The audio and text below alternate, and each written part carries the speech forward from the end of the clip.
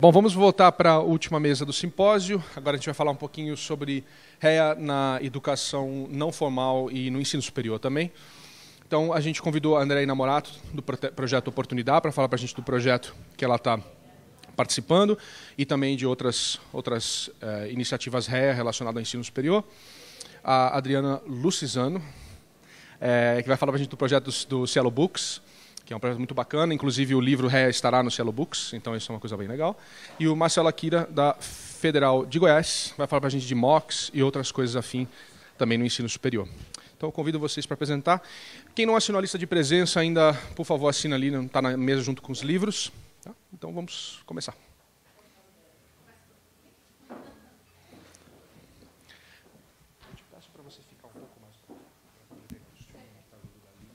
Tá ótimo. Você só me projetar aqui.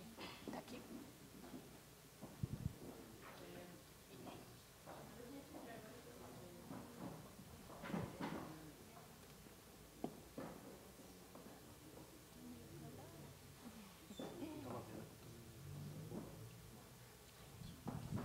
Então, bom dia a todos. Eu agradeço o convite, né? A gente vem acompanhando, né, os recursos educacionais pela Carolina Rossini, né, que também é uma amiga nossa e também nos apoia sempre que a gente precisa de informação. Meu nome é Adriana, eu sou bibliotecária, né, de formação, trabalho no projeto Cielo, que agora que iniciou, né, um programa da FAPESP, do CNPq, que iniciou com periódicos científicos em acesso aberto, né? Então, o projeto Cielo ele tem hoje 14 anos. Eu trabalho nele há 11. Comecei como estagiária lá e agora, graças a Deus, a gente já está nessa parte mais de criação e sustentabilidade desse projeto. E a gente, esse ano, a gente deu um passo a mais em trabalhar, além de revista, trabalhar também com livros acadêmicos. Tá? Então, eu vou falar um pouquinho desse projeto para vocês. Essa aqui é a interface principal do projeto Cielo Livros, que hoje está disponível nos 3 idiomas, né, português, inglês e espanhol. E eu esqueci de colocar o URL, é livros.cielo.org. E ele trabalha, ele começou, na verdade, em 2007, que foi o início da ideia de se tornar público também os livros acadêmicos. E, para isso, a gente precisou buscar parceiros, né? Então, a gente buscou parcerias com editoras universitárias, porque a Cielo ela trabalha com conhecimento científico, então a gente buscou livros acadêmicos, ainda não livros didáticos, e sim somente livros acadêmicos, né? E essa parceria a gente montou o que a gente chama de consórcio, na verdade, né? Então, 3 editoras que a gente considera como editoras pioneiras iniciaram esse trabalho junto com a gente, que foi a editora da Fiocruz, no Rio, a editora Unesp, aqui de São Paulo, e a Edufba, da Bahia, sempre com o apoio da ABEU, né, que é uma associação das editoras universitárias, e também do programa Cielo, que já existe para revistas, né? Então, hoje, a parte operacional, a parte de recursos humanos vem do projeto Cielo, né, para trabalhar junto com esses nossos parceiros e montar essa estrutura toda do projeto. Aqui eu coloquei uma linha do tempo, mais para dizer para vocês o quanto se demora até a gente conseguir efetivar e deixar maduro o suficiente um projeto para começar. Então, em 2007, 2008, foi a concepção, a ideia, toda a parte de negociação, busca de recursos também, que para um projeto nesse porte, né? Em 2009, foi essa parceria e a negociação. Eu posso dizer que a gente começou a trabalhar operacionalmente mesmo em 2010, que foi a instituição do que a gente chama de os comitês científicos para esses livros, as reuniões de aprovação desses livros, né, que comprovam que esses livros são acadêmicos, que esses livros têm mérito científico. Então, existe um comitê institucional para isso. E agora, no dia 30 de março, a gente fez o lançamento oficial do projeto e o que a gente chama de seguir em marcha, né? Seguir em frente, né? Sair do que a gente imaginava que era um projeto piloto para se tornar um projeto em desenvolvimento. Tá? Então, essa aqui é uma linha que diz um pouquinho de quanto tempo isso demorou. A missão, né, do projeto Cielo Livros é fortalecer e desenvolver capacidades e infraestruturas de editoração e publicação de livros acadêmicos. Né? Para a Cielo, foi uma novidade no sentido assim, de trabalhar e conhecer o mercado editorial e também o mercado editorial universitário, né? O que é a produção de um livro acadêmico, a necessidade de tornar ele visível. Então, a ideia nossa é trabalhar junto com essas editoras para prover um controle de qualidade, criar padrões de avaliação desses livros, esse processo de peer review do livro, né? Onde um autor submete um livro acadêmico, esse livro passa por pares que avaliam ele e é publicado pela editora. E, ao mesmo tempo em que ele vai para o Cielo, ele também vai passar por pares, ele tem que ter esse documento que diz e que comprove que ele é acadêmico para ele seguir disponível em acesso aberto no portal. Então, a gente vai usar meios e soluções disponíveis para aumentar o que a gente chama visibilidade, acessibilidade, uso e impacto. Né? Então, a ideia é fazer com que esse livro saia da instituição, da universidade, e que tome o mundo no sentido virtual. Então, ele está no Cielo, ele está em outras bases de dados, e ele vai ser acessado por redes sociais, onde for, e qualquer um pode ter acesso a ele. Então, promover essa inserção internacional, né, da editoração para esses livros em demais países que venham a integrar o que a gente chama de rede Cielo Livros. Do mesmo jeito que a gente tem rede Cielo Revistas. Então, as revistas, os periódicos que estão disponíveis hoje no Cielo, eles também estão disponíveis em outros países da América Latina, Caribe, tem Portugal, Espanha também, que tem os seus cielos com as suas revistas em acesso aberto. A ideia é que tenham cielos livro também em outros países que pertencem a essa rede já de revistas. Quais são as características desse projeto? Na verdade, a gente espera criar coleções temáticas e coleções nacionais. Coleções nacionais são as coleções dos países. Então, hoje tem Cielo Brasil. A gente já começou um contato com o México, né? Então, é criar essas coleções nacionais de países e também coleções temáticas. Então, hoje o Cielo tem coleção temática de ciências sociais, tem coleção temática de saúde pública. Então, se houver uma coleção dessas editoras temática, a ideia também é formar coleções temáticas desses livros acadêmicos. Né? Eles são selecionados segundo critérios de qualidade. Então, antes de se instituir o projeto, se instituiu um comitê, né, que avalia esses livros. Eles estão disponíveis em formato eletrônico, então tem o PDF, tem o livro no todo, tem o livro dividido por capítulos e também tem o livro em formato EPUB para ser baixado em smartphones, em tablets. Né? Então, a ideia é não também só disponibilizar o livro inteiro, mas as suas partes, para que o professor também possa dizer o capítulo do livro. Então, ele vai montando, ele vai construindo a sua base acadêmica, né, nesse processo, essa indicação. E, futuramente, o que a gente tem na Cielo como diferencial é gerar esse índice bibliométrico. Quer dizer, quem cita quem, né? Por exemplo, a gente tem as revistas que, em suas referências bibliográficas, citam livros, que, em suas referências bibliográficas, citam revistas. Então, a ideia é a gente gerar esses indicadores de citação para prover também essa ligação e essa interação e interoperabilidade entre eles. Então, o livro, a gente entende que é um meio clássico, né, da comunicação de pesquisa científica em todas as áreas. E a gente, no início, a gente fez um levantamento de quanto a base de dados Cielo cita livro. Né? Então, são 22% de citações e 50% na área de ciências humanas, que a gente sabe que é uma área onde tem como base científica mais livro do que revista. Então, isso também faz com que a gente tenha sempre essa ideia da importância de disponibilizar os livros também, além das revistas, como conhecimento científico.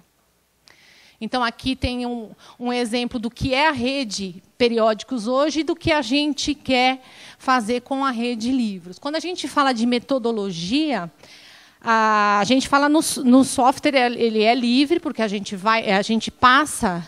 A Cielo só trabalha com open source, por ser uma instituição de acesso aberto, e o mais importante para a gente é sempre contribuir com esses parceiros na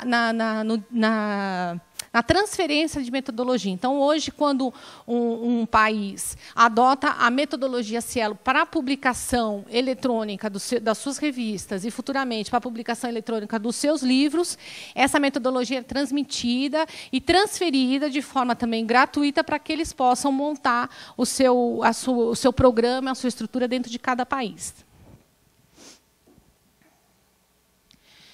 Essas múltiplas fontes de acesso, a gente iniciou já uma série de contratos com outras instituições no mercado livreiro, então, por exemplo, o Google Books, a Kobo, a EBSCO. Então, qual que é a ideia? A ideia é que um usuário que entra no Cielo Livros, ele tem acesso ao currículo Lattes do autor, ele pode também saber que esse livro está disponível em outro lugar. Então, essa interoperabilidade, essas múltiplas fontes de acesso, colocando o mesmo livro, do mesmo autor, em várias fontes, isso permite que aumente a citação desse livro, isso permite que aumente a visibilidade desse livro, sendo um benefício tanto para a editora participante quanto para o seu autor. Aqui a gente tem uma interface do livro, então a gente disponibiliza o título, a capinha, né, o formato EPUB, que ele pode ser também baixado não só no celular, nos tablets, mas também em outros softwares livres do computador, o Mozilla e tudo mais, né, e os seus capítulos. Então, o compartilhar com redes sociais, a gente percebeu que os nossos livros, embora a gente ainda está numa fase que eu considero embrionária, né, que a gente começou fazendo 2 meses, eles são muito citados nas redes sociais, mais até no Facebook do que no Twitter, então, porque tem como a gente acompanhar. Então, a gente está correndo atrás de criar página, de saber exatamente onde é que a gente pode atingir esse público, né, o estudante das universidades, porque eles saibam que eles possam ter acesso a essa documentação de forma livre. Muitas vezes eles perguntam, nossa, está o livro inteiro, pode pegar, não tem problema, né? Então, é uma preocupação deles. Então, esse mesmo livro ele está disponível na Kobo, e tem uma imagem que eu coloquei aqui, desse livro na Kobo e no smartphone, para mostrar que qualquer lugar que você acessar, você vai conseguir baixar esse livro, tanto em PDF quanto em EPUB. Tá? Aqui eu descrevo mais ou menos como é que foi constituído. Foi uma decisão nossa bem discutida, na verdade, de não também manter somente um comitê científico dos livros, que a gente considera como esse comitê consultivo, que tem um representante de cada instituição, tem representantes da CAPES, do CNPq, da FAPESP, como também montar um comitê gestor nesse momento que o projeto está começando e precisa dessas decisões, né, de dizer como é que ele vai sustentar, qual é o modelo de negócio, porque, na verdade, tudo gira em torno disso. Então, esses 2 comitês eles se reúnem a cada 4 meses, o comitê gestor um pouco mais, para que veja até aqui onde é que foi, como é que está sendo divulgado o projeto, como é que a gente vai seguir a partir daí. Tá? Então, é uma construção coletiva de uma liderança compartilhada. Então, na verdade, o Cielo, junto com as editoras, ele está construindo esse projeto. Então, hoje a escolha, né, a seleção é voluntária. Então, por exemplo, existem outras editoras universitárias que estão se submetendo, nesse momento, a esse processo de seleção. Então, a gente avalia no sentido acadêmico, tanto a editora quanto só a coleção. Tá? Então, a gente tem alguns pedidos de novas editoras.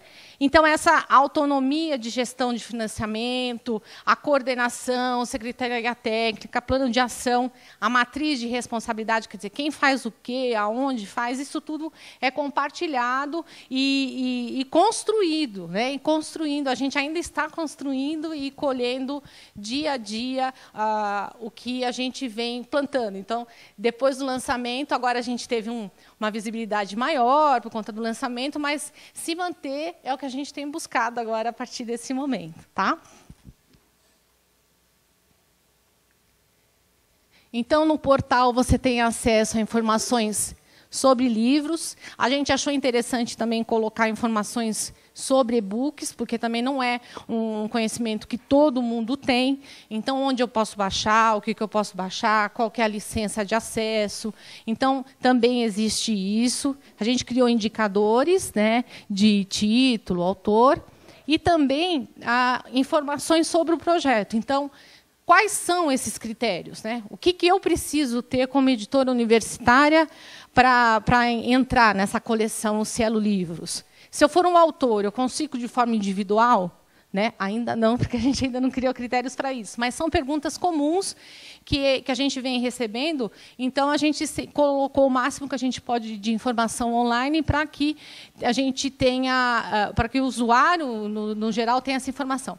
Existe um termo de autorização desses livros para indexação e publicação no Cielo, quer dizer, o contrato entre o autor ainda continua de responsabilidade da editora. Né? Então, a Cielo não interfere nesse contato autor-editora.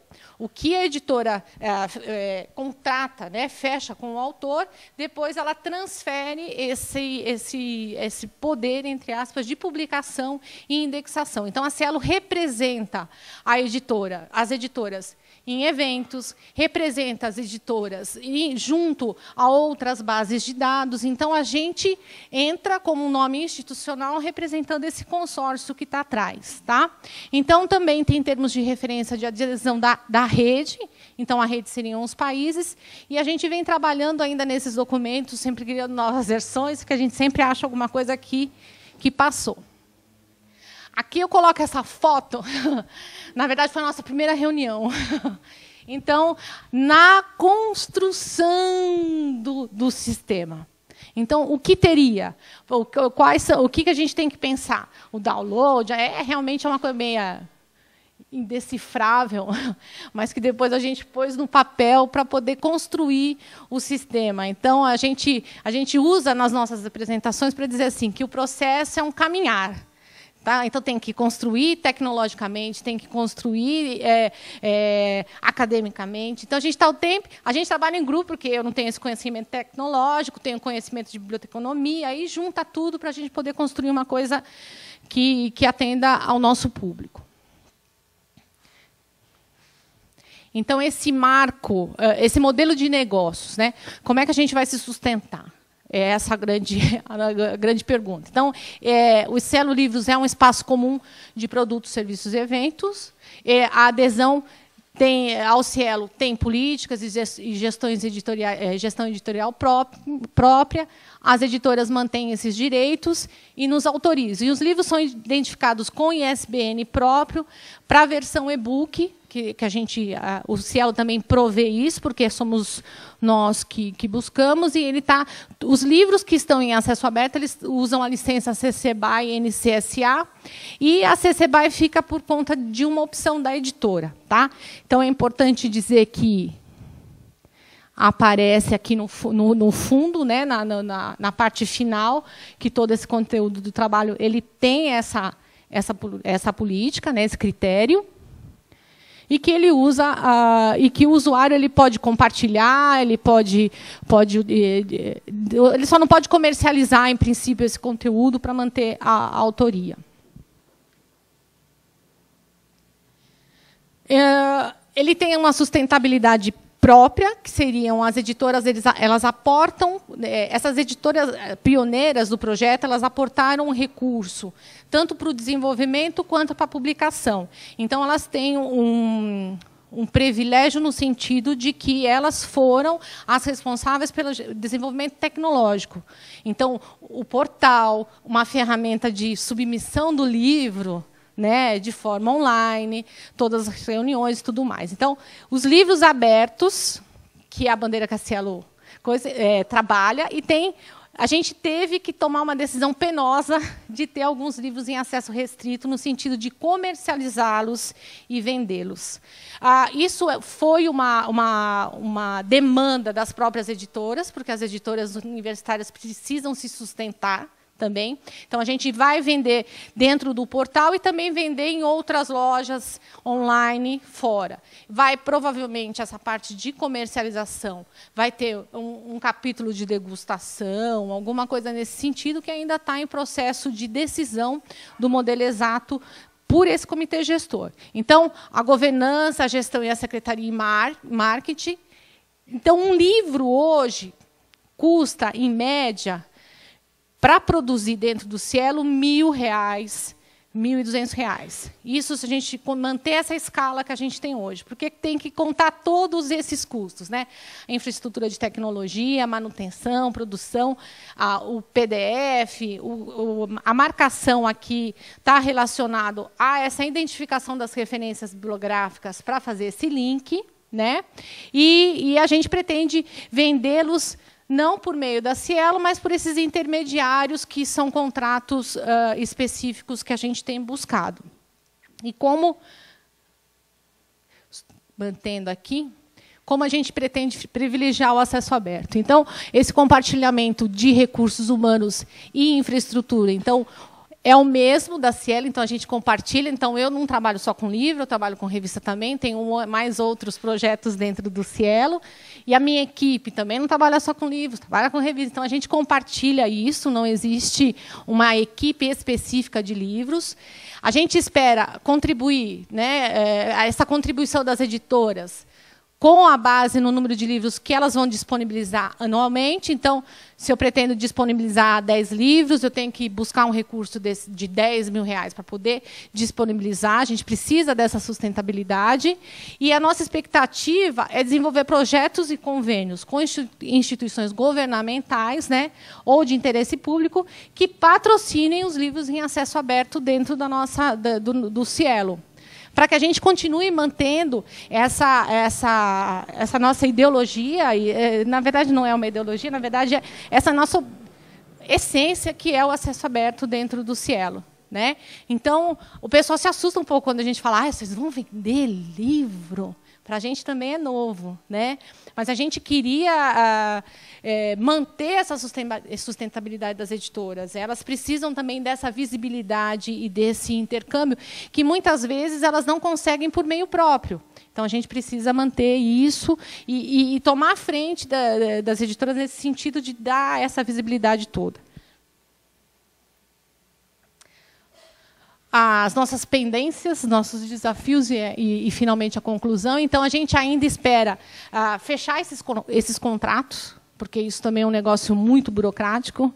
Então, no momento em que a gente representa a editora, a gente precisa também desse respaldo de lei, né? Tem tudo isso. Então, a gente pretende fazer esses contratos.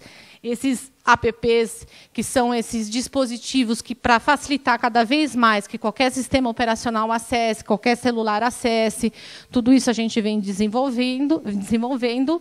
Empréstimos via bibliotecas. Então, a gente espera emprestar os livros que estão em acesso comercial por meio de biblioteca eletrônica. Existe um processo do Internet Archives, né, do Open Library, que a gente também já fez um primeiro contato para tentar emprestar os livros, né? A impressão sob demanda, que você paga para imprimir um capítulo ou um livro a um custo menor do que você compra na livraria.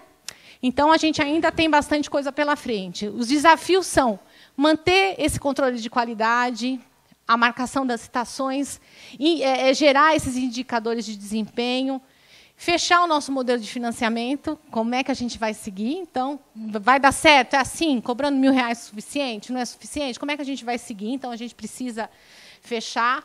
expandir a rede de forma por meio de escala, a digitalização dos livros, tendo como em mente a preservação desse conteúdo, né, das editoras, esse conteúdo digital, a autopublicação e a publicação colaborativa também a gente pretende colocar.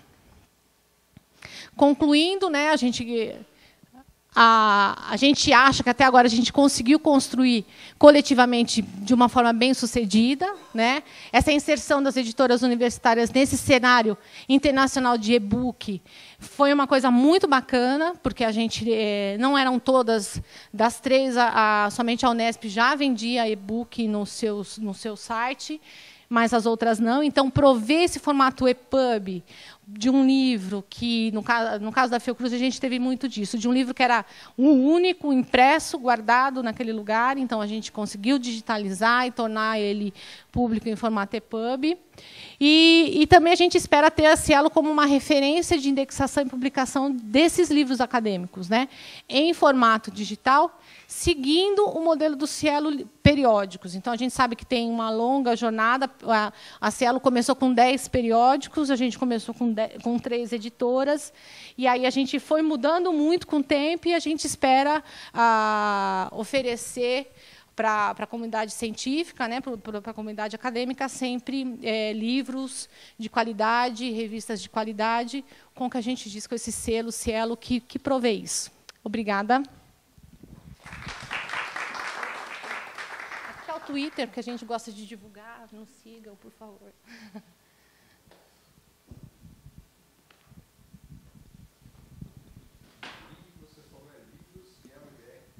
livros.cielo.org. Isso. Isso.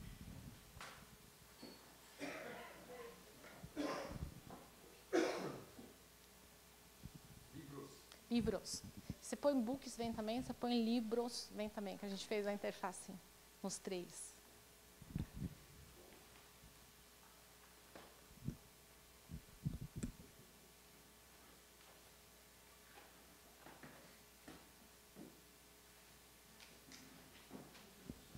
Instituto de Informática do UFG, e vamos falar um pouco sobre o conectivismo, que é uma teoria de aprendizagem, o MOOC, que é um modelo de cursos inspirado no conectivismo, e a relação com o REA, né, e o estudo de caso que nós fizemos lá na UFG. E contextualizando um pouco os assuntos, né, o REA está dentro do contexto da educação aberta, onde é importante a gente tentar definir um pouco o que é educação, né?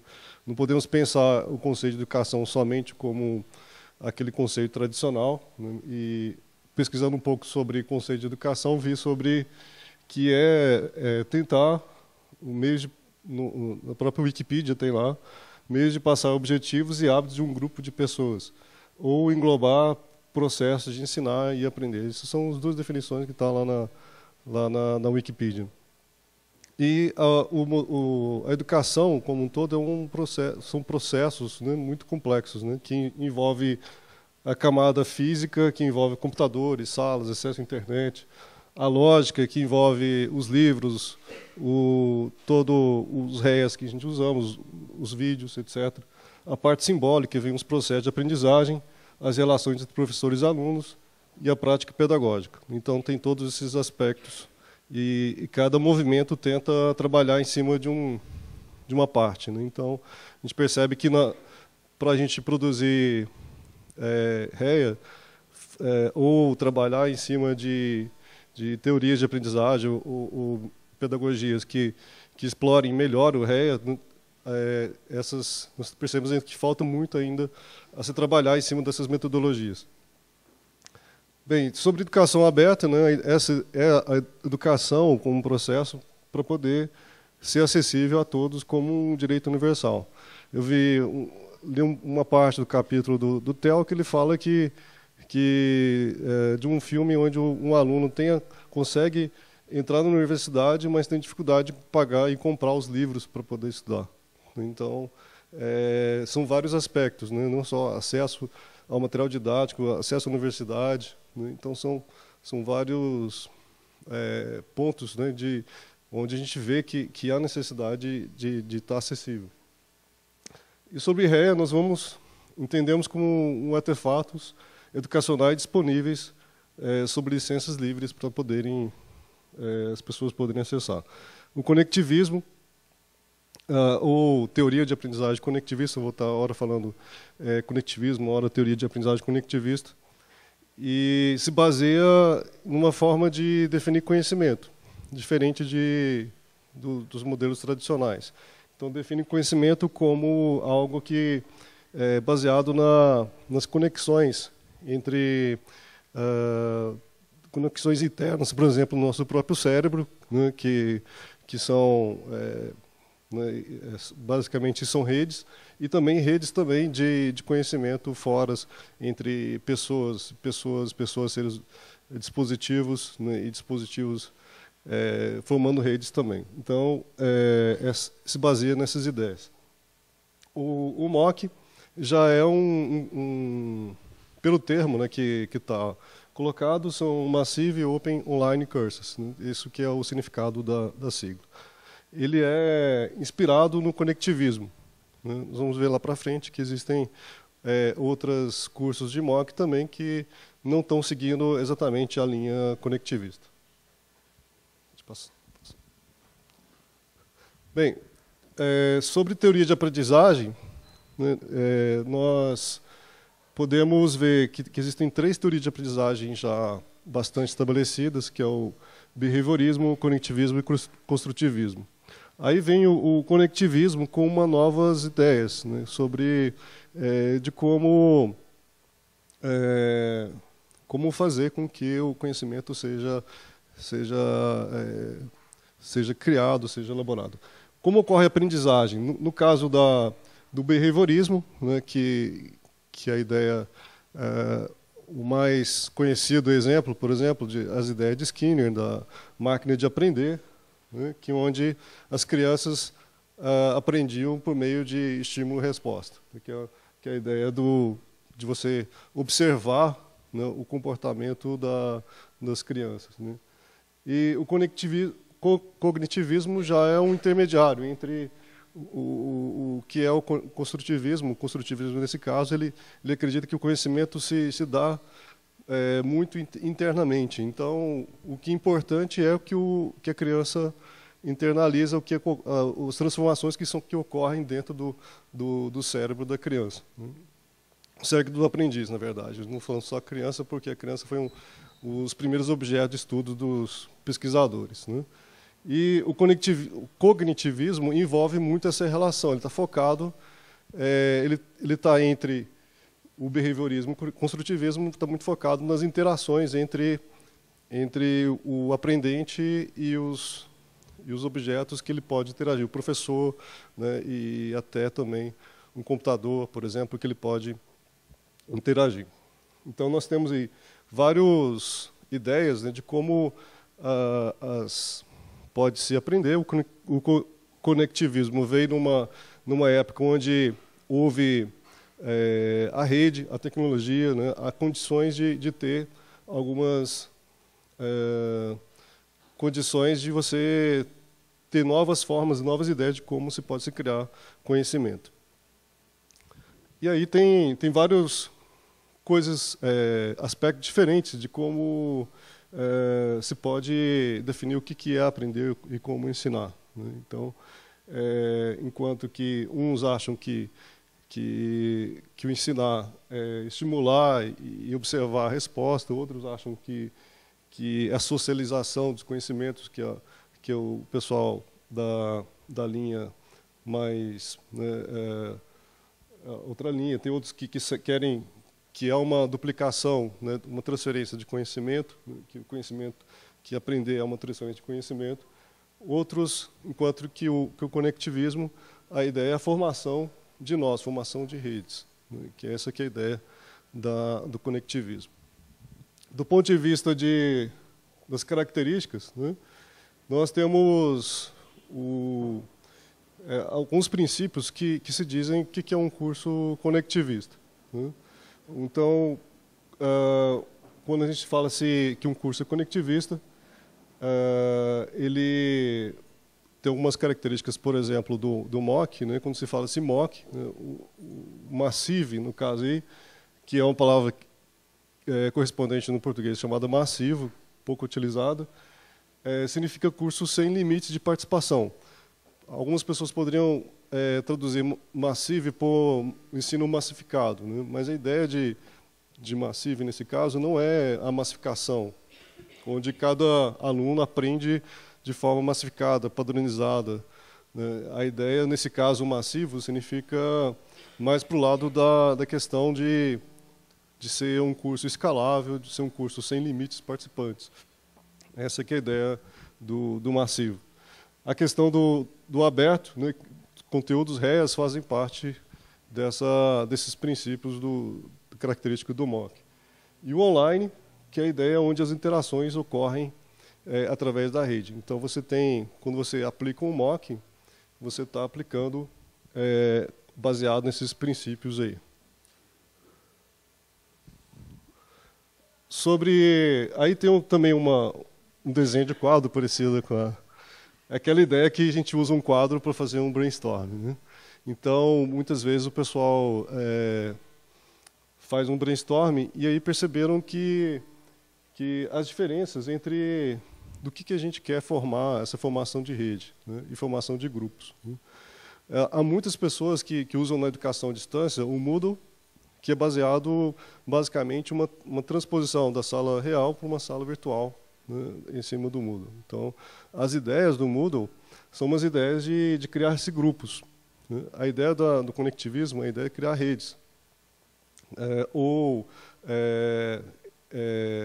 redes colaborativas de aprendizagem. E a ideia é você, enquanto que no grupo você tem nós centralizadores, centralizados no professor, numa rede você tem uma descentralização, né? E aí você tem aluno interagindo com aluno interagindo com o professor, né? E todos ali no meio, né, da tecnologia, né? Essa questão do massivo também é uma questão interessante que eu vou discutir, tem vários aspectos de como tornar um curso escalável, né? Então, se a gente pensar que um curso pode ser escalado pelas interações entre os alunos, porque os alunos podem aprender uns com os outros, né? Essa ideia de rede diversa, né? Ou os alunos também podem aprender de forma controlada, estímulo-resposta. Então, tem alguns cursos massivos onde há um uso intenso do aluno no computador. Aí você diminui a interação aluno-professor, porque o professor, em geral, é um recurso escasso em termos de interações. Então, você tem lá, para você diminuir, aumentar a escala, muitas vezes você coloca o professor interagindo por meio de vídeo, né, que são as características que são colocadas, e um ensino altamente autoinstrutivo. Então, alguns MOOCs estão indo para o lado da autoinstrução e alguns MOOCs estão indo para o lado da interação aluno-aluno. Então, são duas estratégias que se pode se aplicar para se ter uma escala na relação de um MOOC. Então, você tem ali outros princípios também do princípio conectivista, é a questão da diversidade, né, enquanto que no grupo você procura criar uma unicidade, uma síntese das informações, né? Então, numa rede, você valoriza a diversidade de opiniões, né? Valoriza também a questão da autonomia, onde existem cooperação, troca de ideias diferentes, né? No MOOC, os alunos podem até escolher com quem vai aprender, o que vão aprender, né, e de que forma que eles vão... até a questão cronológica também, porque você pode se entregar todo o conteúdo e eles podem aprender no ritmo e na ordem que eles acharem que devem aprender. Então, existe autonomia do ponto de vista do aluno. Outro princípio também conectivista é a questão essa tradução, openings, né, a gente traduziu como grau de abertura. Ainda não existe uma tradução específica para openings, muito difundida. Então, tem a ver com... O openings, né, tem a ver com a questão da conexão, né? Então, o Moodle, por exemplo, todo curso que você geralmente faz nele, tudo que se produz lá fica fechado dentro do Moodle, na sala virtual do Moodle.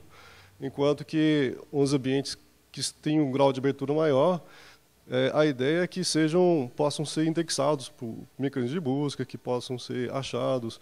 Então, toda a produção das interações que são colocadas devam estar abertas para todo mundo. Inclusive, nós vamos analisar o nosso caso sobre esses aspectos.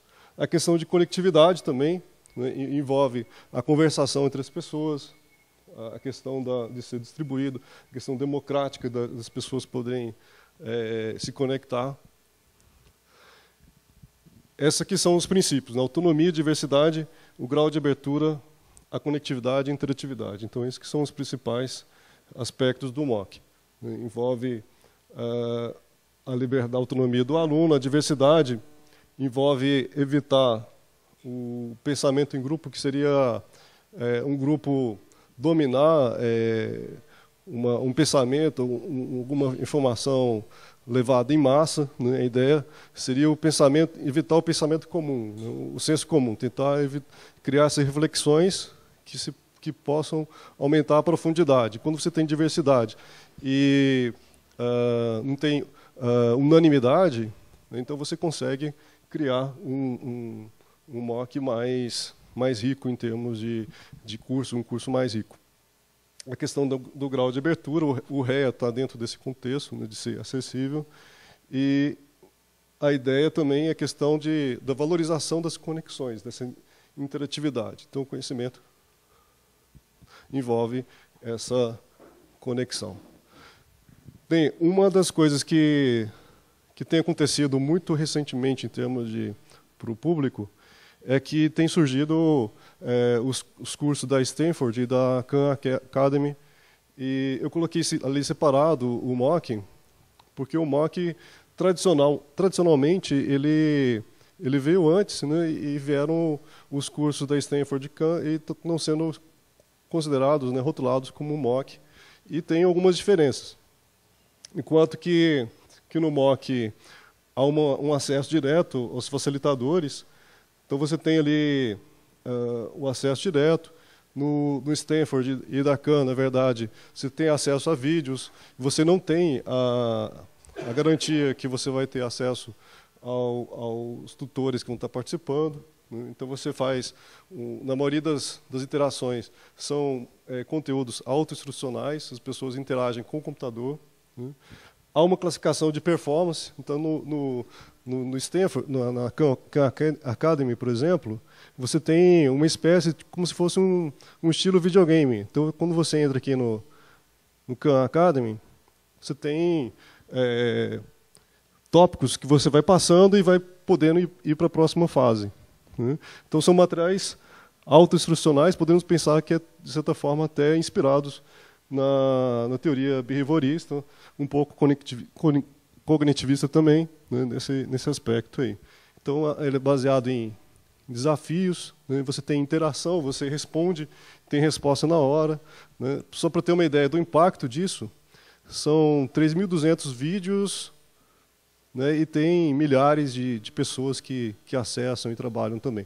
O da Stanford, né, por exemplo, esse curso aqui, um curso muito procurado também de inteligência artificial. São milhares de alunos que participaram desse curso, baseado também em vídeos.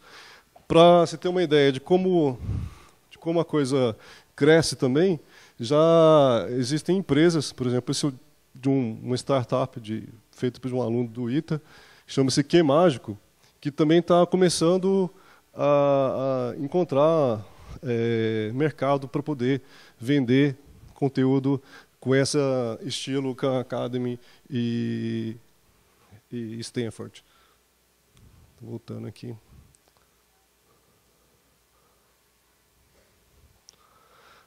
Bem, então, os formatos, por exemplo, do Khan Academy são todos vídeos, não são editáveis. Por exemplo, não há um incentivo à produção do RE. Você não tem uma ideia de remixar, né? O software plataforma do Khan Academy, por exemplo, ele é software livre, você pode baixar e poder instalar sua própria infraestrutura de Khan Academy, seu próprio Khan Academy, mas não há uma ideia de ser REA. Então tem vários aspectos aí que você pode verificar que o Khan Academy e o Stanford não necessariamente seguem exatamente a linha conectivista original. Então, há também críticas, né, que o conectivismo não é uma teoria de aprendizagem, que o conectivismo não é uma ideia original, né, tem vários pesquisadores aí que estão naturalmente, né, fazendo críticas com relação ao conectivismo. Não foi testado, por exemplo, essa teoria de aprendizagem para crianças. Então, não há nenhuma pesquisa que fale que pessoas de pouca fluência digital, né, que estão iniciando agora, têm condições de estar aprendendo. Experiências como o MOOC, por exemplo, puras mesmo, tiveram 3 professores, eu coloquei eles, só citei 2, esqueci de colocar outro. O Downes e o Siemens, que são os grandes pesquisadores da área, fizeram uma experiência onde tiveram 2.200 participantes, né, e foi realizado em 12 semanas, em cima de um cronograma, né. Alguns alunos de universidades aproveitaram como crédito de disciplina. Era um curso de conectivismo sobre próprio conectivismo. E as ferramentas utilizadas são ferramentas específicas, abertas, né? Então você pensa assim, isso deve usar né, essa teoria de aprendizagem deve usar um ambiente tão complicado, tão complexo, completo quanto o Moodle, por exemplo. Na verdade, você tem que usar ferramentas que permitem as pessoas poderem indexar, acessarem, editarem, que seria um wiki. No caso aí, esse primeiro tiveram o Moodle, só que usaram basicamente o fórum do Moodle. O Luminate, que é uma ferramenta de interação síncrona, e o Stream também, que é uma interação síncrona. Como a turma é aberta, os alunos também podem propor novas ferramentas. Então, eles usaram Twitter, mapas conceituais, blogs e etc. Para ter uma ideia de o que foi produzido, só na primeira semana foram colocados 1.000 mensagens. Então, quem se conectava recebia 1.000 mensagens na sua caixa, para você ter uma ideia. Né? Alguns resultados que são curiosos, né? Alguns confundiram autonomia com abandono. Então, grande parte desses alunos sentiram perdidos porque achavam que tinha que ter um professor para poder seguir, um tutor para poder cobrá-los. A diversidade de especializações, assim, tinha alunos muito bons que se juntaram e criaram grupinhos. Então, isso, de certa forma, desconfigurou aquela ideia de rede diversa, difusa, que eles tinham pensado inicialmente. E muitos também não se conseguiram engajar nesse curso, nessa primeira experiência. Nós fizemos, então, uma experiência de um estudo de caso sobre MOOC na UFG, e nesse estudo de MOOC, nós ministramos HTML e divulgamos para as redes sociais. Nós tivemos 90 inscritos, isso foi em 2 semanas apenas a divulgação, né? Foi uma intenção um pouco meio que tímida de criar um MOOC, né? A gente não tinha infraestrutura, talvez o receio de não ter infraestrutura suficiente. Mas agora a gente percebe que tem condições de estar aplicando. Então, nós tivemos 90 inscritos, sendo que 30 chegaram à certificação. A certificação, no caso, era opcional e era avaliado por um projeto final feito em HTML, né? Nós usamos as ferramentas também totalmente abertas, indexáveis, e sem distinção de quem está dentro, de quem está fora do curso. Então, essa é uma característica do MOOC, não há distinção de participante e não participante. Então, nós fizemos também o cronograma de tópicos, antecipamos todo o conteúdo para os alunos poderem estudar à vontade. Em cada semana, a gente estimulava problemas onde não havia uma resposta 100% definida, então eles trocavam as respostas entre eles e compartilhavam suas soluções. A ferramenta JAX Explorer ajudou nisso, nesse sentido de eles editarem os próprios sites na ferramenta via web. Não precisava e todo o conteúdo, toda a produção deles de um aluno ficava totalmente compartilhada na web. Então, eles compartilhavam completamente o conteúdo, né? E houve bastante interação e e abertura de toda a produção, né, de conhecimento na web. Nós temos, né, alguns objetivos um pouco ambiciosos agora, que é fazer um curso de Ubuntu voltado aberto para o Brasil inteiro, né, vai ser em português, e a gente espera que agora a gente possa escalar de 90 para 2.000, né, para milhares de pessoas, com as estruturas que a gente conseguiu a partir dessa primeira piloto que nós colocamos, né. Tem um curso de HTML5 também, que feito talvez em parceria com o pessoal da W3C, e a ideia é poder realmente fazer uma experiência mais efetiva que a gente pode trabalhar em cima dessa metodologia. E estimular também outros alunos e professores para a melhoria do conteúdo. Como o nosso conteúdo foi em Wiki, isso nada impede outros professores poderem clonar todo aquele conteúdo e outros poderem executar outros mocks. Essa aqui é a ideia, em geral, do nosso trabalho. Bom, então, rapidamente, sobre mim, como essa parte do simpósio trata de REA na educação superior, eu vou falar rapidinho da minha experiência nisso. Bom, eu sou Andréia Morato, e eu fiquei 11 anos na Inglaterra, dos quais eu fiquei 9 anos trabalhando na Open University, tá? Onde eu estudei e fiz meu doutorado. Para quem não conhece, a Open University é a universidade de educação à distância mais antiga do mundo, né? Que deu origem a outras universidades nesse conceito. E também uma das pioneiras em práticas de recursos educacionais abertos, né? Primeiro foi MIT, com o financiamento da William and Flora Hewlett Foundation, e logo em seguida a Open University na Inglaterra, que já em 2006 lançou um mega portal, na época com 5% do seu conteúdo digital em formato REA. Tá bom? Então, algumas coisas que eu vou falar um pouquinho dessa experiência de pesquisa, porque eu fui pesquisadora nos projetos lá por 6 anos, tentar mostrar como é que a gente trabalhou colaborativamente, né, com universidades aqui no Brasil, para pontuar o caso brasileiro, mas quero falar também de umas outras coisinhas rápidas. Eu vou tentar ser rápida hoje, tá ok? Vamos lá. Tá torto isso, né? Não sei o que é. Bom. Ih, agora está ótimo mesmo. O que aconteceu? Ok, acho que faltou alguma coisa. Faltou. É porque você abriu com o OpenOffice, não é? Não sei se vai. Bom, vamos lá. Vamos lá. Não, tudo bem. Vamos assim, que acho que dá. Primeira coisa, no contexto de educação superior. A gente tem que sempre tentar pensar para quem que a gente faz REA, né? Quem é o público? Claro que a gente discute muito a questão da licença, super importante, que a gente tem que colocar, tal, mas é legal pensar no público. Então, quando a gente fala de educação formal e não formal, há certos públicos que às vezes a gente se esquece de falar a respeito, né? Então, hoje eu só queria lembrar de alguns, justamente para ressaltar a importância, né? Então, a gente sempre pensa muito no professor de educação formal, que pode utilizar o REA nas suas aulas, para incrementar seu plano de aula, enfim, para ter ideias novas, para ver as práticas pedagógicas de outros professores. Ou a gente pensa no aluno, que, de repente, quer um material extra, né, para ajudá-lo ali, vai pegar um material de Stanford, como foi citado aqui, ou de uma outra universidade aqui no Brasil, enfim. Mas há também o usuário informal. Né? E quem é esse usuário informal? Então, numa pesquisa que a gente fez na Open University, que inclusive sai um relatório, Open Learning Research Report 2006-2008, eu lamento porque faltaram vários slides ali antes que eu estava mostrando, que vocês podem fazer download de várias coisas que eu vou mencionar hoje aqui no meu blog, que é aisantos.wordpress.com. Tá? O nome do blog é Open Content Online, aisantos.wordpress.com, e no Twitter eu sou @aisantos. Tá? Também dá para encontrar um monte de coisa. Esse relatório está lá para quem tiver interesse. Uma das pesquisas que a gente fez é o público. Né? Quem é o público? E no público não formal, muito interessante.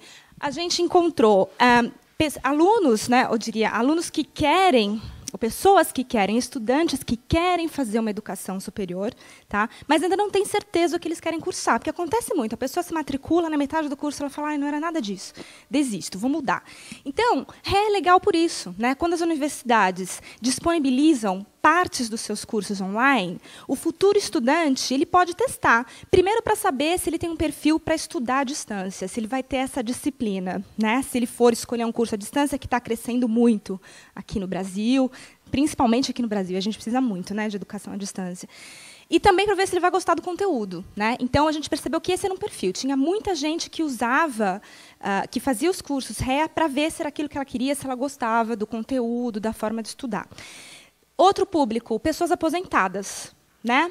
Que queriam se manter assim, ativos mentalmente, aprender coisas novas, sentir novamente esse contato com um ambiente acadêmico universitário. Foi outro perfil forte. Tá?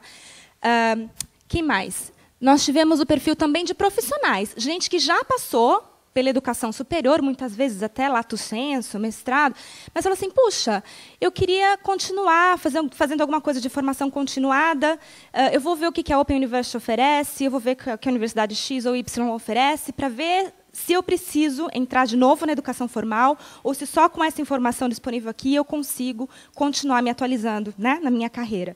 Foi outro perfil interessante.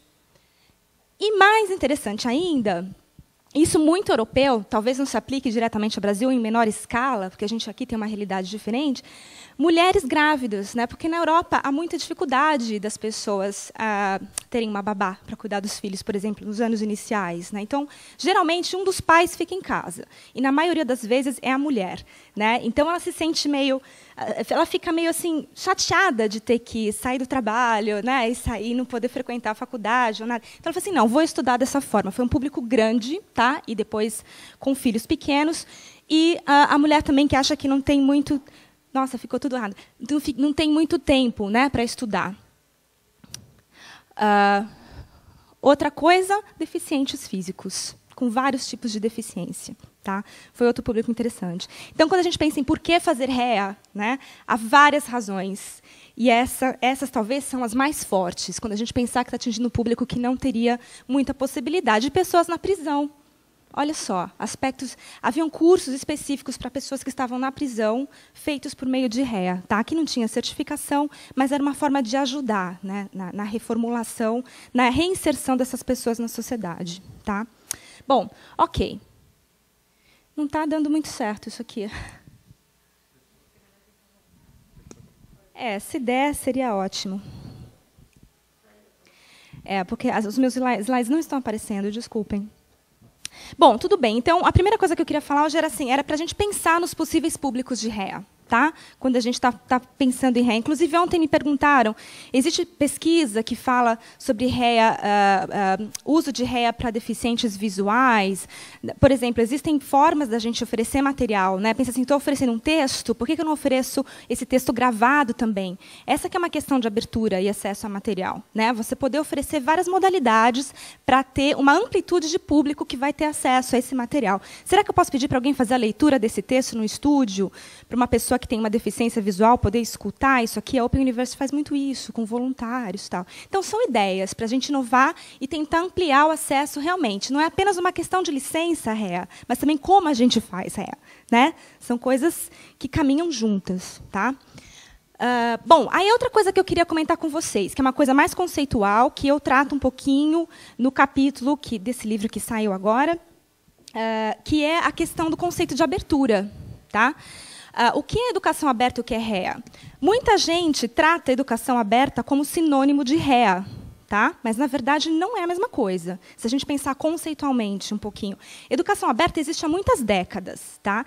E ela vem sendo praticada de formas diferentes. Tá? Então, se a gente pensar lá na década de 70, o primeiro conceito de educação aberta era uma educação mais inclusiva, que tinha a criança como foco e não o professor. Né? Então, era uma educação centrada no aluno, com novas práticas pedagógicas.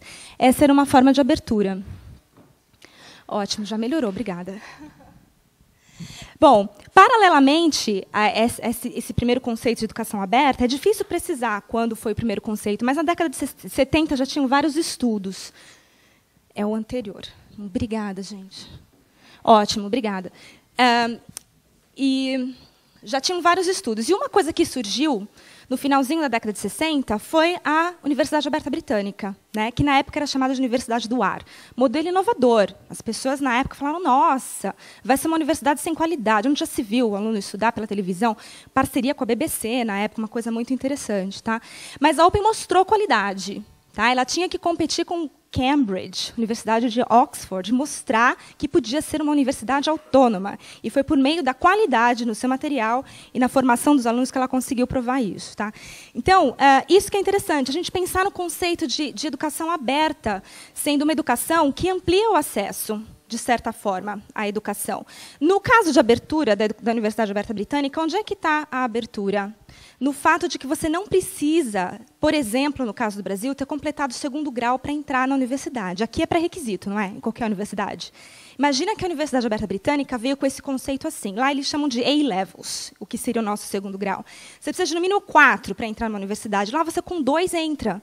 A ideia era o quê? Era resgatar o aluno durante o processo de estudo, com uma pedagogia apoiada, supported open learning. Vamos ajudar esse aluno. Então, tinha cursos de abertura, tá, que ia acompanhando pedagogicamente esse aluno, para que ele acompanhasse o curso e, ao se formar, no final de 6 anos, porque demora, né, a pessoa trabalha o dia inteiro, estuda à noite, estuda quando pode, de manhã, ela se formasse com qualidade. Olha o conceito de abertura, como é diferente. É você incluir, em vez de excluir aquele que não tem X ou Y ou Z. Tá? Então, imagina-se um modelo funil. Aberto na entrada, entra muita gente, mas fechado na saída, porque você vai, por meio de avaliação e de apoio pedagógico, você vai formando um aluno com qualidade. E a qualidade era fundamental. Ninguém nunca abriu mão disso. Qual é o conceito de abertura da Universidade Aberta do Brasil? Alguém sabe? Já pararam para pensar? Por que a gente chama de Universidade Aberta do Brasil, UAB? Olha aí, outro conceito de educação aberta. Né? É a questão principal de que você não paga para estudar. As barreiras financeiras ali, então, já estão excluídas. Ela é aberta nesse sentido, ela tenta ser inclusiva nesse sentido. Tá? Então, quando a gente pensa em modelo de abertura, existem vários modelos diferentes. E as universidades abertas praticam educação aberta já há muitas décadas. E onde que entra a REA nesse sentido? Né? REA, então, entra com mais um componente de educação aberta, uma coisa mais contemporânea. Né? Porque se isso existe há muito tempo, e o termo REA, como a gente sabe, surgiu pela primeira vez em 2002, educação aberta já existia há muito tempo, né? Mas eles vêm hoje com uma outra força, que é o amparo da tecnologia, que permite o compartilhamento, né, de cursos, de materiais, de ideias. Então, é só por isso que eu queria dizer, a gente fala em educação aberta com o uso de REA, e não REA como educação aberta somente. Então, é uma questão conceitual para a gente pensar.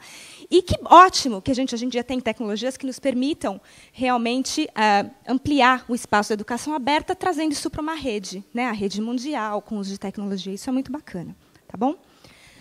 Bom, ok. Aí, um outro conceito que eu queria falar um pouquinho, ainda nessa ideia de REA e educação aberta, é que hoje em dia a gente fala muito de práticas educacionais abertas. Né? Que, novamente, a gente fala em PEA, práticas educacionais abertas, com o uso de REA. É muito difícil, gente, não sei qual a experiência de vocês institucional, mas de conseguir institucionalizar, já que a gente está falando em educação formal superior aqui, conseguir institucionalizar REA. Tá? Não somente porque muita gente não conhece ou tem resistência, mas porque, às vezes, você precisa passar por um processo burocrático mesmo dentro da universidade. Departamentos, reitores, precisa mobilizar um monte de gente, departamento de informática. Né? Quando você consegue fazer isso, o que você tem institucionalizado?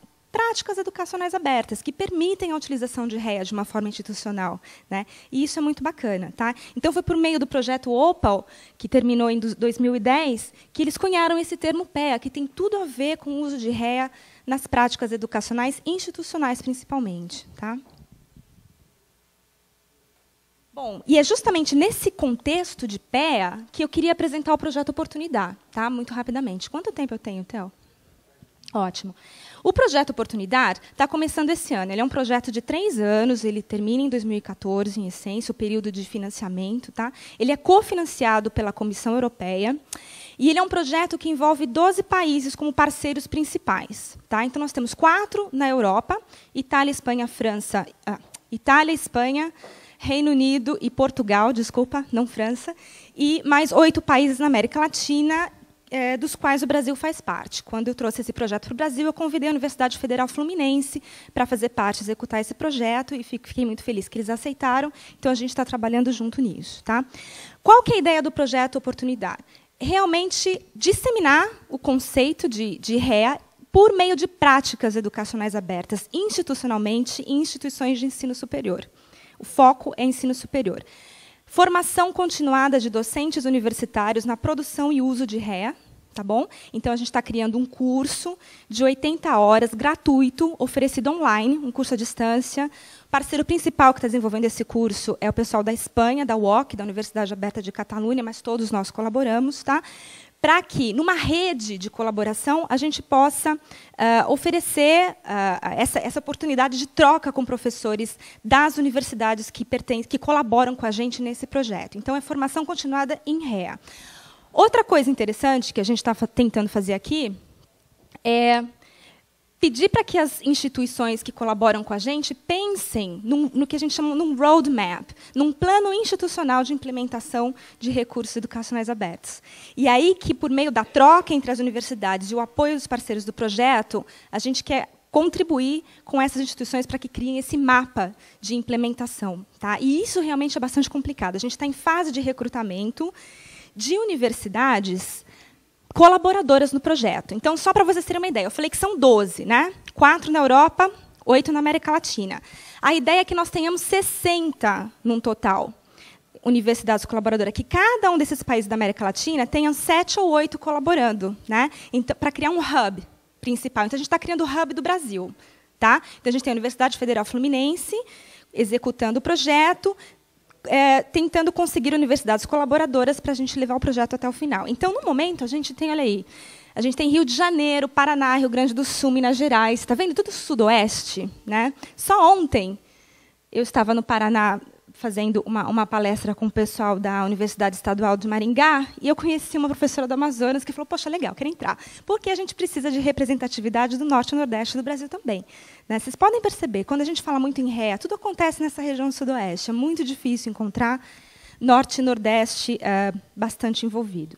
Claro, com exceção agora aqui do Nelson Preto e da Bahia, né, que está aí mostrando um trabalho interessante. Tá? Bom, então é isso. Ainda a gente está em fase de recrutamento. Se alguém aqui for de alguma universidade que tiver interesse, pode entrar em contato, principalmente se for da região... e Centro-Oeste também, né? Centro-Oeste, Norte e Nordeste do Brasil, que a gente tem interesse em fazer algo inclusivo, tá bom? Então, os trabalhos já começaram e a nossa próxima fase é fazer um compêndio de práticas que mostram como instituições estão implementando o REA, né, para servir como modelo, diria um estudo de caso, de 5 universidades, e a gente vai distribuir esse compêndio e, a partir daí, trabalhar com curso de formação continuada, com esses professores, etc. Ok, eu só queria mostrar rapidamente, para quem não sabe, falando em REA no ensino superior, tem uma publicação que está em inglês, que saiu no final do ano passado, sobre recursos educacionais abertos no Brasil. Tá? Ali foi comissionada pela Unesco de Moscou, por isso que está em inglês. Eu estou falando um pouquinho da questão do PNE. A gente está num momento muito importante do Brasil, né? Que é a reformulação do PNE para os próximos 10 anos, que está atrasadíssimo, terrível para a gente, porque a gente está perdendo bilhões de investimento em educação com esse atraso do PNE. Agora, com votação marcada para junho, vamos ver o que acontece. Né? Mas eu estou abordando um pouco o REA numa perspectiva de educação sistêmica. Tá? Como é que o REA poderia atuar para que a gente consiga atingir certas metas educacionais que são propostas pelo novo PNE numa perspectiva sistêmica, ou seja, integral, né? Interdependente, de sistema de educação básica e sistema de educação superior. É muito importante a gente pensar sempre, quando falar em educação no Brasil, nessa questão sistêmica. Bom, outra coisa, para encerrar, eu vou tentar passar mais rápido sobre isso, mas a última coisa que eu queria falar sobre REA na educação superior é a questão da redistribuição de recursos. A gente fala muito dos 4 R's de REA. Né? E quando chega na parte tecnológica, muitas vezes há dificuldade de se redistribuir conteúdo. A gente pega, utiliza e morre por ali. Ninguém sabe o que aconteceu com aquele recurso. É legal a gente ter condições de devolver para a rede um recurso que a gente usou de alguma outra forma, traduziu, adaptou. Aliás, foi mencionado hoje essa questão de reuso. A gente tem várias experiências de reutilização, né, de conteúdos internacionais, onde as pessoas, no caso do Open Learning que eu vou mostrar, eles não somente utilizaram um recurso estrangeiro, traduzindo e localizando, como também disponibilizaram o recurso brasileiro, o seu curso brasileiro, numa plataforma estrangeira. Olha que bárbaro, para mostrar a qualidade dos cursos que eles fazem, que essa instituição faz aqui no Brasil. Né? Então, a gente sempre tem que pensar que, quando a plataforma permite troca, tem muita coisa interessante acontecendo. Não há o que a gente imagina, um imperialismo cultural. Eles estão oferecendo isso para a gente, pronto. Se há possibilidade de troca, a gente também tem como mostrar o que a gente faz de interessante. Né? Então, é bom pensar nisso. Está tudo interligado, pedagogia, tecnologia. E eu queria mostrar, para encerrar, apenas como um exemplo do tipo de plataforma que seria muito legal a gente começar a ter como modelo, né? Assim, algumas ideias que servem como modelo para outras coisas. Tem muita gente criando agora repositórios de REA, por isso que eu acho importante mencionar isso. Isso aí é um curso que eu escrevi para um curso de mestrado em tecnologia educacional, que agora é REA no site da Open University. Tá? Open Learn é a iniciativa, Learning Space é o site da Open que oferece seus cursos, os cursos da Open, tá? Que as pessoas podem fazer o download, etc. São duas plataformas para a questão de garantia de qualidade. Uma com os cursos da Open em si, que já passaram por um processo de produção, tá? de revisão, enfim, são os cursos que têm o selo, a chancelaria da universidade com a questão da qualidade. E tem um outro website, que chama-se LabSpace, que eu vou mostrar, que é um espaço onde as pessoas podem fazer o download disso e remixar, traduzir, mudar, cortar, fazer o que quiser, ou simplesmente colocarem seus próprios conteúdos. Tá? E, nesse outro site, o usuário já sabe que é um site aberto, que a universidade não tem um controle rígido da qualidade, mas isso é feito por meio de peer review, como a gente já falou aqui. Né? Ok. Então, essa unidade, na verdade, é uma unidade que ensina como remixar conteúdo dentro da plataforma. Está aberto, se alguém tiver interesse em olhar, in situ editing, repurposing open educational content. O que é interessante aqui, só para encerrar? Está vendo que tem formatos, como a nossa colega do Cielo, Adriana, mostrou? Tem formatos de download, né? Você pode ter RSS feeds, você pode fazer o download da unidade inteira, pode imprimir, está tudo tagueado, muito importante a gente pensar em metadados, né? Até para facilitar encontrar materiais. Mas o que eu acho mais interessante é que essa plataforma, que é toda baseada em Moodle, para quem conhece Moodle, está vendo que Moodle é olha aí o Moodle aberto. Está vendo, Marcelo? Uma forma da gente usar Moodle de forma aberta. Né? Olha aqui, ó. Você pode imprimir, pode pegar o conteúdo em XML. Se a tua instituição usa Moodle, imagina que você pode pegar todo o conteúdo que está lá, se quisesse, claro, da Open, e transferir para a sua plataforma, porque está aí interoperável. E é isso que é legal, se a gente pudesse fazer. Criar coisas em plataformas em língua portuguesa que as pessoas pudessem simplesmente pegar, né? Da forma como queiram. Open University pacote XML, para quem entende, tem o IMS Conformed Common Cartridge, né, que também permite interoperabilidade, SCORM, um padrão internacional, Zip ou Backup. Tá? Então, são vários formatos, não é um ou dois ou três, são vários formatos para você escolher. Legal a gente pensar na diversidade. Outra coisa, também tem um EPUB e-book, para quem está trabalhando com dispositivos móveis, também você pode pegar. Ou, melhor ainda, você pode fazer direto o download em Word, porque aí você também pode alterar, e, se quiser, transformar num documento ADT, também é possível. Né? Então, é legal a gente pensar nisso. Bom, eu só queria mostrar isso como um exemplo para quem trabalha com a área de tecnologia, né? e ver que essas coisas existem já. Né? E tem muita coisa em português nessa plataforma, tem colaborações com universidades brasileiras, com universidades em Portugal. Então, quem quiser explorar, vai encontrar muita coisa em língua portuguesa, principalmente nesse ambiente, que é o site gêmeo que eu falei, onde as pessoas podem remixar, que é o LabSpace. Tem comunidades brasileiras que, inclusive, vão criando conteúdo ali que está aberto, tá? De colaboração internacional. Vocês vão encontrar. Tem um projeto em particular chamado CoLearn ali, que envolve muita gente, em língua portuguesa. Aí, novamente, a redistribuição. E é isso, gente. Então, muito obrigada. Né? Eu tentei falar de coisas diferentes rapidamente, mas muito obrigada pela atenção. E qualquer coisa, a gente continua a conversa online. Tá bom?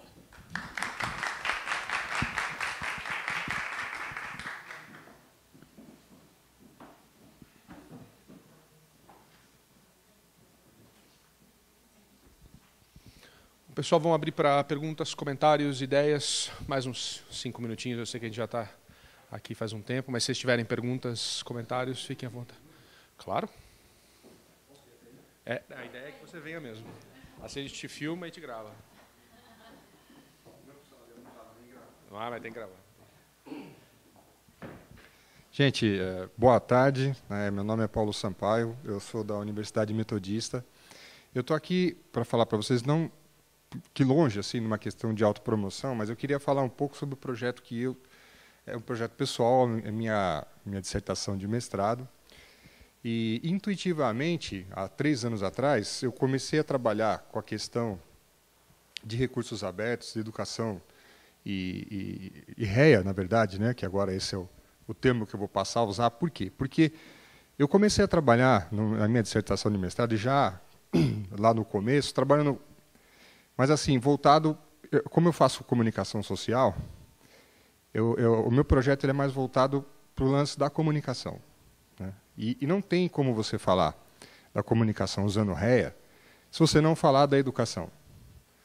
E eu comecei a trabalhar o meu projeto como voltado mais para a disseminação do conhecimento, voltado para a expansão, né, e essa autopromoção do conhecimento, deixar um pouco do que a gente conhece, os formatos que nós conhecemos de produzir o conhecimento e guardar conosco. Eu abordo no meu projeto também alguns aspectos dos direitos humanos, que é o direito à comunicação, o direito à informação, numa sociedade da informação inclusiva, né? E eu comecei a estudar recursos abertos como Open Educational Resources. Comecei a estudar universidades lá fora, comecei a estudar o MIT, comecei a estudar várias universidades da África do Sul e da própria África, né, que tem essa iniciativa de recursos abertos. E até me perdoem, né, por não conhecer e não ter conhecimento na recursos educacionais abertos no Brasil, e desconhecer esse movimento, né, essa iniciativa, inclusive com o lançamento do livro, com tantas pessoas especialistas na área, colocando as suas ideias, seus conceitos nesse livro, que eu vou ler com muito carinho, vou utilizar com certeza esse material. E eu queria realmente dar esse recado, que foi uma iniciativa minha. Conheço agora, não vou usar mais Open Education Resources, né, vou usar o termo REA, que eu acho que ele é muito mais forte. Sei que agora tem uma iniciativa no Brasil.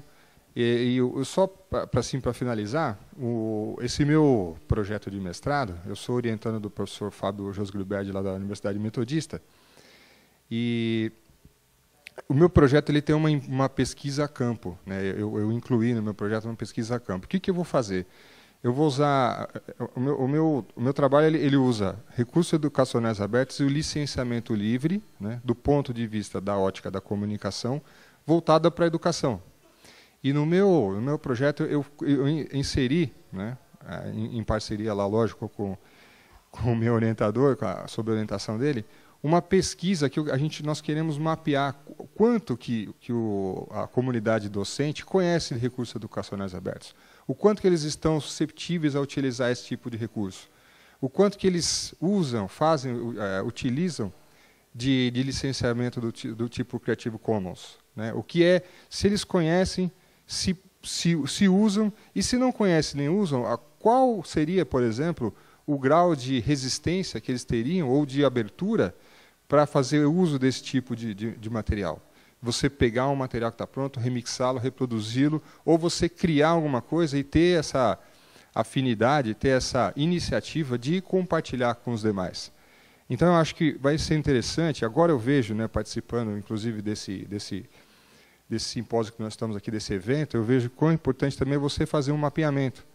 E eu valorizo mais ainda agora o meu trabalho, né? E espero um dia ter a oportunidade de poder comunicar com vocês, poder falar com quem tem interesse do resultado dessa pesquisa, que acho que vai ser muito interessante. Uma comunidade docente que não é pequena, é uma comunidade docente que está próxima aí de 1000 docentes, que a gente vai saber. Uma coisa é você falar, você identificar os recursos que estão disponíveis, outra coisa é você fazer um mapeamento e ver o quanto que as pessoas conhecem isso. Então, esse é o recado que eu queria dizer. Realmente, desculpa, não é uma autopromoção, é só um compartilhamento da informação com vocês. Tá bom? Muito obrigado aí pelo espaço.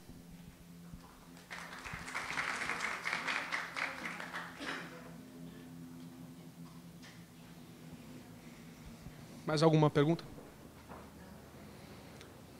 Tentar fazer mais 1 ou 2 comentários e a gente já fecha. É uma pergunta para o Marcelo.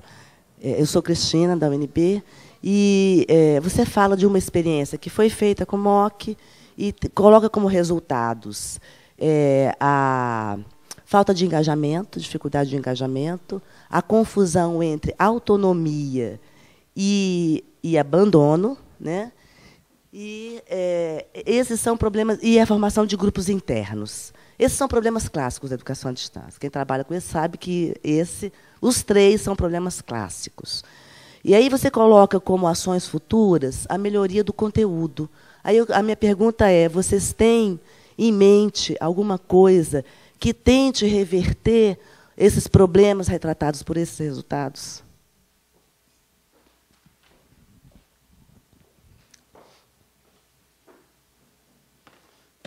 Bem, esses problemas realmente são problemas clássicos, né, e que a gente percebeu nessa experiência essa experiência que esse resultado do MOOC do Downes, Stephen Downes e o pessoal, é que perceberam esses dois problemas aí. No caso nosso, foi uma experiência um pouco mais tímida, porque foi 90 inscritos, né, e 30 certificados. Né, então, foi uma experiência relativamente até razoável. Né. A gente acha também, porque ele é um curso aberto, ele gratuito, então as pessoas muitas vezes elas vão se inscrever, mas como não tem riscos, né, então ela vai haver essa quantidade de inscrições. A gente não sabe efetivamente quanto que houve de abandono nessa experiência que a gente teve, né, quantas pessoas se abandonaram. Outro aspecto que a gente tem que também pensar quando se aplica em MOOC é que a gente não pode avaliar a MOOC como se fosse resultado de aprovação. Se a gente for pensar assim, foram 90 participantes, somente 30 se certificaram. Então, nós tivemos reprovação de 66%. Né? Então, reprovação, aprovação, não é uma coisa... não é objetivo específico do MOOC. O MOOC, a ideia é criar redes colaborativas de aprendizado, rede de aprendizado. Né? Então, a gente quer que esse aprendizado continue, que as pessoas continuem perguntando. As listas estão abertas lá para as pessoas perguntarem, e se acabou o período das semanas que a gente está acompanhando, a pessoa, no próprio ritmo dela, ela pode continuar e pegar o próximo bonde e fazer as coisas. Então, a gente não está muito preocupado com esse aspecto, aprovou tantos por cento, tantos não aprovaram. A gente sabe que tem vários graus de interesse. Então, o MOOC se parece mais como um ensino socrático, onde se ensinava-se nas praças, do que no ensino fechado em uma sala de aula. Então, a gente tem que mudar um pouco da concepção de aprendizado. Né? Diferencia um pouco da educação à distância também tradicional.